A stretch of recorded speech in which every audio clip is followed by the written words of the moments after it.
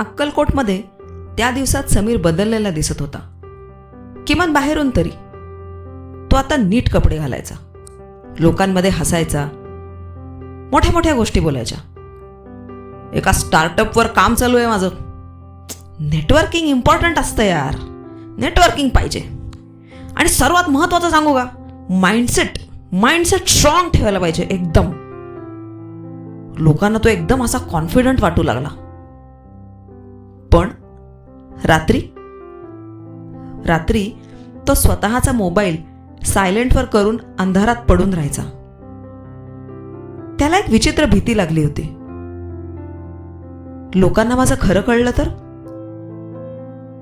त्याचं खोटं हसणं वाढलं होतं, पण झोप कमी झाली होती.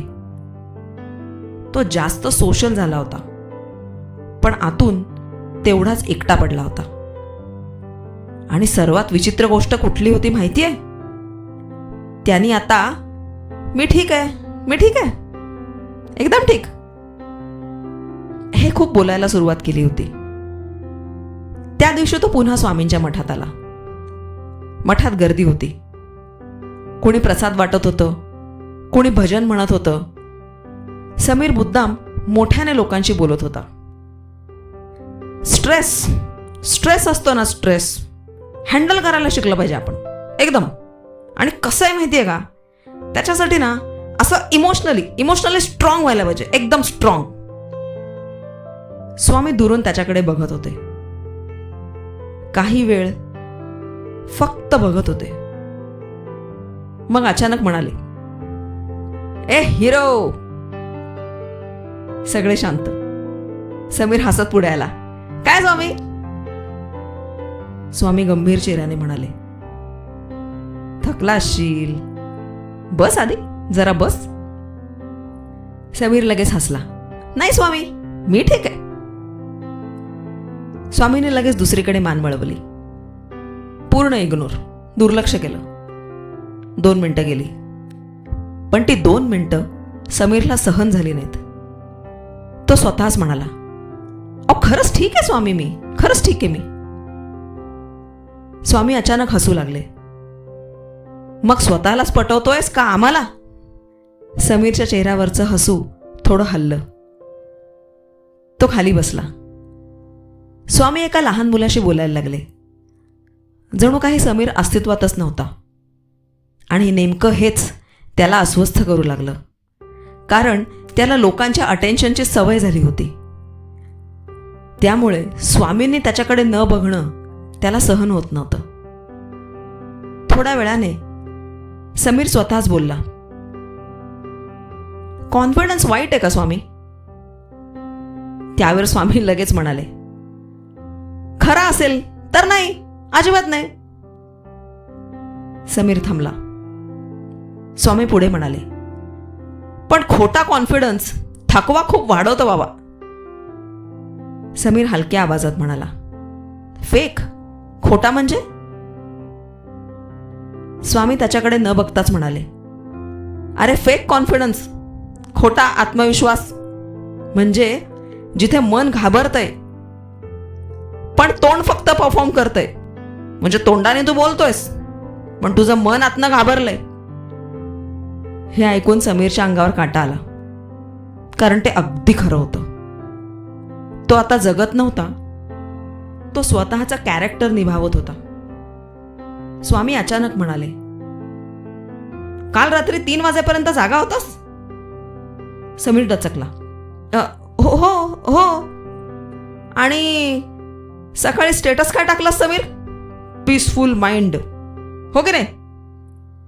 आजूबाजूचे लोक थोडे हसले. समीरला लाज वाटली, पण स्वामी हसत नव्हते. ते शांत होते, खूप शांत. मग त्यांनी समीरला विचारलं, लोकांना इम्प्रेस करतोयस की स्वतःपासून लपवतोयस? समीर काही बोललाच नाही.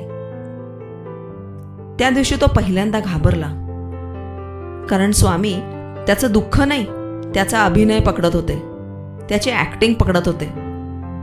लोकांसमोर तो जे खोटं वागत होता ते पकडत होते. थोड्या वेळाने एक तरुण मुलगा आला. तो सतत स्वतःच्या अचीवमेंट्सबद्दल बोलत होता. मी हे केलं, मी ते केलं, मी तिथे गेलो, माझे एवढे कॉन्टॅक्ट्स आहेत, एवढी मोठी मोठी लोकं मला ओळखतात, एवढ्या मोठ्या मोठ्या लोकांबरोबर माझं रोजचं उठणं बसणं आहे. लोक प्रभावित झाले. समीराही ऐकत होता. स्वामी शांत बसले. मग त्यांनी अचानक त्या मुलाला विचारलं, घरी गेल्यावर शांत बसता येतं का रे तुला? मुलगा थांबला. स्वामींना विचारलं, म्हणजे? स्वामी म्हणाले, अरे घरी गेल्यावर मोबाईल शिवाय शांत बसता येतं का तुला नुसतं? मुलगा हसायचा प्रयत्न करू लागला. अहो स्वामी, आजकाल कसं असतं ना. स्वामी मध्येच म्हणाले, स्वतःपासून पळणं म्हणजे मॉडर्न नाही रे, आणि दिखावेबाजी, भपकेबाज म्हणजे तर अजिबातच नाही. समीर आतून हादरला, कारण तोही तेच करत होता. तो सतत आवाजात राहत होता. म्युझिक, रील्स, चॅट्स, पॉडकास्ट्स, फक्त शांतता टाळण्यासाठी. त्या रात्री समीर मठात उशिरापर्यंत बसून राहिला. लोक कमी झाले. फक्त दिव्यांचा मंद प्रकाश. स्वामी बाजूला टेकून बसले होते. समीर हळू आवाजात म्हणाला, स्वामी, मला वाटतं मी लोकांसमोर वेगळाच आहे. स्वामी लगेच म्हणाले, आणि एकटा असताना? समीरच्या डोळ्यात पाणी आलं. मी खूप घाबरतो स्वामी. पहिल्यांदाच त्यांनी खरं बोललं होतं. स्वामी शांतपणे हलक्या आवाजात म्हणाले, घाबरणं वाईट नाही रे समीर, पण घाबरलेला माणूस जेव्हा मी ठीक आहे, मी भारी आहे, हा खोटा मुखवटा जेव्हा सतत घालायला लागतो ना, तेव्हा तो आतून दमायला लागतो. समीर लक्षपूर्वक ऐकत होता. तो रडला नाही, पण त्याच्या चेहऱ्यावरचं फेक हसू पहिल्यांदा गायब झालं. स्वामी अचानक विषय बदलून म्हणाले, आणि हो, इंग्लिशमध्ये बोलल्यानं आपण हुशार आहोत असं काही नसतं. आपली बुद्धिमत्ता आपण कुठल्याही भाषेत बोललो तरी लोकांना कळल्याशिवाय राहत नाही. आणि मुख्य म्हणजे मला माहिती आहे ना बुद्धिमत्ता तुमच्या सगळ्यांची, बाकीच्यांना कशाला सिद्ध करत बसायचे. आजूबाजूचे 2 लोक हसू लागले. समीरही हसला. स्वामी त्याच्या जवळ आले. त्याच्या डोक्यावर हात ठेवून प्रेमाने म्हणाले, लोकांसमोर स्ट्रॉंग दिसणं बंद कर आणि हळूहळू खरा स्ट्रॉंग होणं सुरू कर. रोज किमान अर्धा तास तरी नामस्मरणाला बसायला सुरुवात कर. बदल आपोआप घडल्याशिवाय राहणार नाही समीर. समीर शांत बसला. कितीतरी दिवसांनी त्याला कुणासमोरही अभिनय करावा लागत नव्हता. स्वामी शेवटी हलक्या हसण्यात म्हणाले, आणि रे, कधी कधी मी ठीक नाही हे बोलणंही चालतं बरं का. त्या रात्री समीरने पहिल्यांदा कोणताही स्टेटस टाकला नाही आणि खूप दिवसांनी त्याला शांत झोप लागली.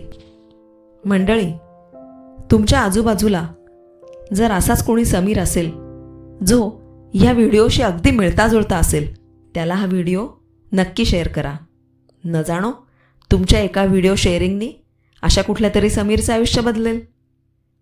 श्री स्वामी समर्थ.